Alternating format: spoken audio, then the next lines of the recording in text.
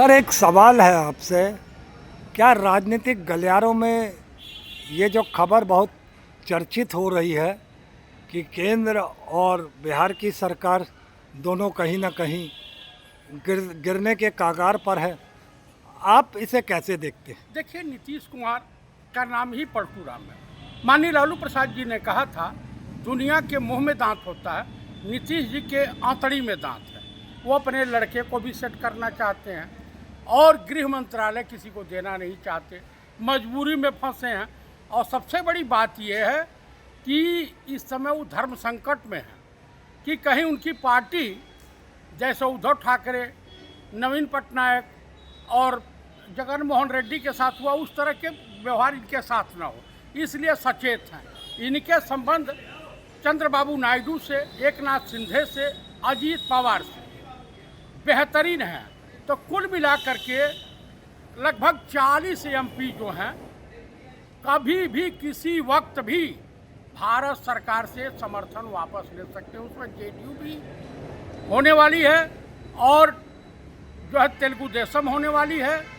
उसमें दो हैं, एक अभिनेता की है, एकनाथ शिंदे भी बगावत पर उतारू हैं, अजीत पवार भी। दरअसल एकनाथ शिंदे उद्धव ठाकरे के साथ मिल करके जो है वहाँ बीएमसी चुनाव लड़ रहे हैं बॉम्बे में। तो कुल मिला करके भाई नेचर सिग्नेचर इन लोगों का है और ये लोग कहीं न कहीं से प्रताड़ित हैं भाजपाई नेताओं के द्वारा, भाजपाई सत्ताधीशों के द्वारा। और सबसे बड़ी जो बात ये सामने आई है छन करके, जो एसआईआर बाप पूरे देश को परेशान तो कर क्या रखा है। सर, सुनते जाइए, बाप पूरे देश को परेशान रखा है ज्ञानेश कुमार गुप्ता, और ज्ञानेश कुमार गुप्ता की बेटी जो है नोएडा में तमाम बीएलओ का एक दिन का सैलरी रोक दी। बताइए, आदमी है कि मशीन है? काम उस तरीके से करेगा? तुमको एक का हफ्ता में सब कुछ चाहिए, कैसे मिलेगा? आप एक का हफ्ता में आईएएस बन गई। तो कुल मिलाकर के किसी भी समय जो है अल्पमत में आ सकती है। मोदी सरकार एनडीए गठबंधन में बिखराव तेजी से होता हुआ दिखाई दे रहा है। ये चर्चाएं जो हो रही हैं ये कब नहीं है। वैसे डोनाल्ड ट्रंप ने मोदी को का जीना हराम कर रखा है। वहाँ से जो एक आया है, रिपोर्ट आई है अमेरिका से, लोग कह रहे हैं ब्लैकमेलिंग कर रहा है। जैसा हो उसमें सेक्सुअल कुछ जो है इस तरह का है आया हुआ है, सेक्सुअल हैरेसमेंट। हाँ, वहाँ जो गिरफ्तार हुआ है वो बयान दिया है। वो तो मर गया बेचारा, लेकिन वहाँ की पार्लियामेंट में पास होने जा रहा, तो उसमें इनके ऊपर भी छींटा पड़ा है। ये इनके भी नाम आ रहे हैं, उसके बाद हरदेव पुरी के नाम आ रहे हैं। तो कुल मिलाकर के आप मुझे बता दीजिए, एसआईआर ये कोई जिम्मेदारी लेने को तैयार नहीं। चाहे पुलवामा हुआ, पहलगाम हुआ, उरी हुआ, पठानकोट हुआ, जितने भी दिल्ली बम ब्लास्ट हुआ या नौगांवा पुलिस स्टेशन में आतंकवादी हमले हुए, देश का गृह मंत्री कोई जवाबदेह नहीं है। देश का प्रधानमंत्री को कुछ लेना देना नहीं है। आपको मैं बता दे रहा हूं कि जो राहुल गांधी ने बिगुल फूंका है, यानी कहावत है कि राहुल गांधी का बिगुल बजा है, नाच उठी तरुणाई है। उठो बेरोजगार नौजवानों, उठो किसानों, तुम्हें तिलक लगाने क्रांति द्वार पर आई है। तो कुल मिलाकर के जिनसे मणिपुर नहीं संभल रहा है, बिहार में तुम एसआईआर के मार्फत जिस तरह से घोटालेबाजी करके चुनाव जीते हो, लज्जा आती है ऐसी सरकार पर। जो भी हो रहा है वो उचित नहीं हो, देश हित में नहीं हो रहा है। और आप बताइए कि ज्ञानेश कुमार गुप्ता की बेटी को ऐसा करना चाहिए? बिल्कुल नहीं करना चाहिए। आप बताइए, 19 दिन में 16 बीएलओ आत्महत्या कर चुके हैं। पूरा सुर्खियों में है। ज्ञानेश कुमार गुप्ता के ऊपर एफआईआर हो ही चुकी है, उसके बाद ममता दीदी भी एफआईआर करा रही हैं।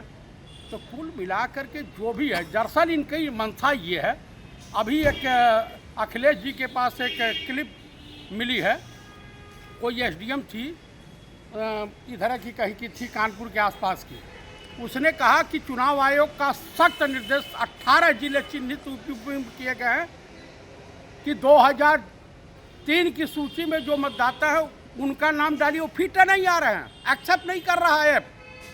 तो कुल मिला करके इनका काम है, जहाँ जहाँ विपक्ष मजबूत है जिन जिन विधानसभाओं में, वहाँ पे माइनॉरिटी का, दलितों का, ओबीसी का वोटर लिस्ट से नाम गायब करो, चाहे मृतक दिखाओ या कुछ भी दिखाओ, क्योंकि देश का चुनाव आयुक्त, चीफ इलेक्शन कमिश्नर बेशरम हो गया है और बेहयाई की इंतहा पार कर रहा है।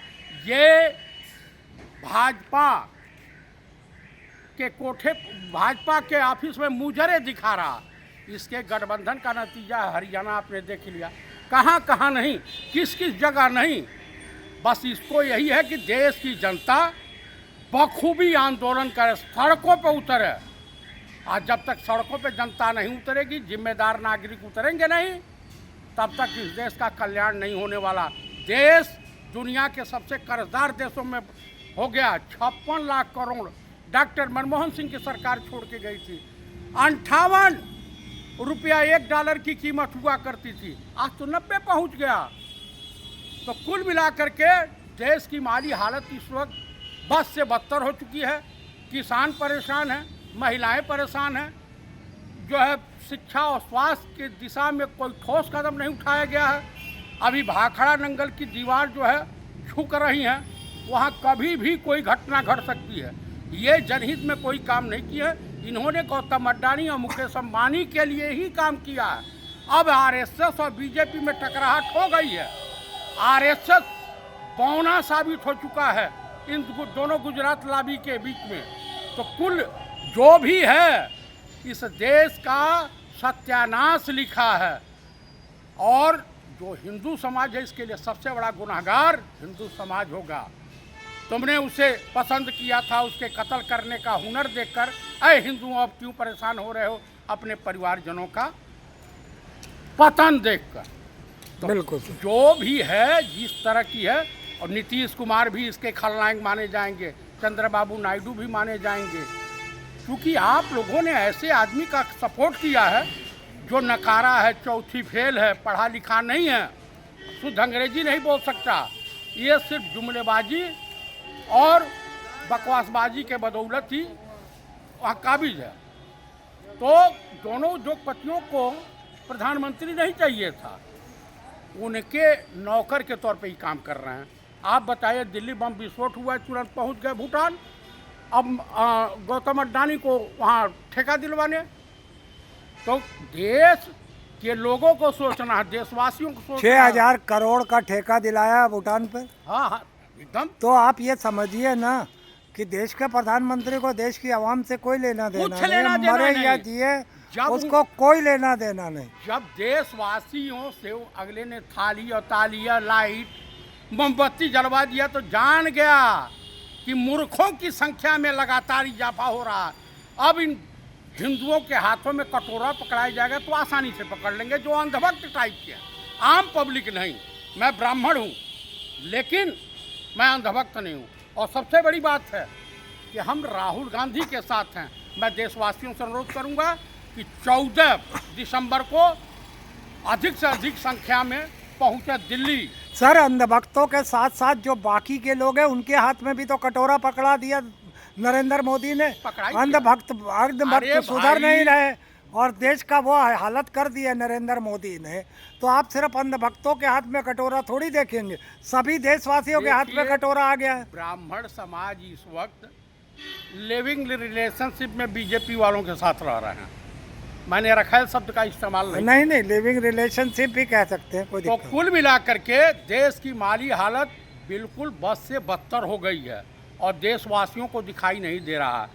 और इनके अंधभक्त जो है उलूल जुलूल प्रूफ दे रहे हैं। आखिरी सवाल आपसे, क्या एकनाथ शिंदे को क्या सबक मिल चुका है? क्या वो वक्त रहते समझ गया है, इसीलिए जो नगर निगम के चुनाव हैं उसमें वो अपने ही साथी जो कि बाबा साहब के बेटे थे, उनके साथ, उदय ठाकरे जी के साथ, वो मिल के नगर निगम का चुनाव लड़ रहे हैं?